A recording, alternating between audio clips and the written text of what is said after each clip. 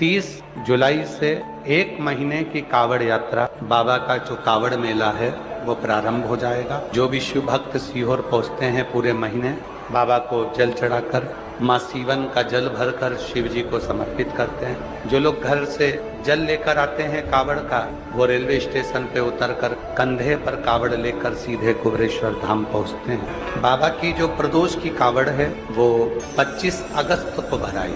माँ सीवन के तट से 25 अगस्त मंगलवार को सुबह 9 बजे कावड़ यात्रा प्रारंभ होती है। 11 किलोमीटर तक पैदल पैदल पैदल पैदल बाबा का नाम लेते हुए चला जाता है। नियम रहा है, आप लोगों के स्मरण में होगा, जितने भारत के भूमि के, इस विश्व के लोग, जितनी कथा कावड़ शिव महापुराण की कथा तिल्दा नेवरा में चल रही है, इसमें हम सुनेंगे कि कावड़ का नियम क्या होता है।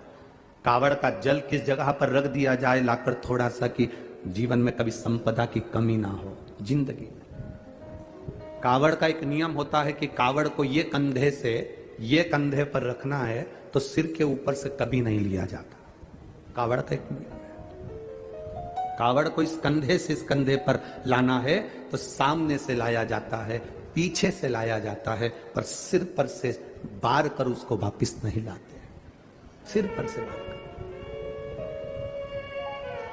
कावड़ का एक नियम होता है, जिस नारी का, जिस व्यक्ति की संतान नहीं होती है, उसको कावड़ यात्रा करने से पहले अपनी गोदी में धान चावल को भरना पड़ता है। गोदी में उसको जब तक महादेव के दरवाजे तक नहीं चली जाती, जब तक उसकी गोदी में वो धान चलते चलते उसकी झोली में वो हिलता रहता है।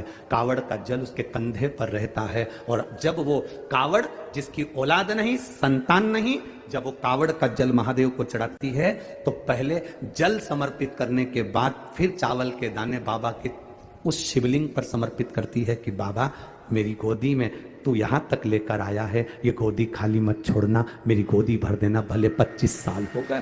कावड़ यात्रा का नियम है, सिर पे से बार कर वापिस नहीं आती, सम्मुख से कावड़ निकल जाती। लंका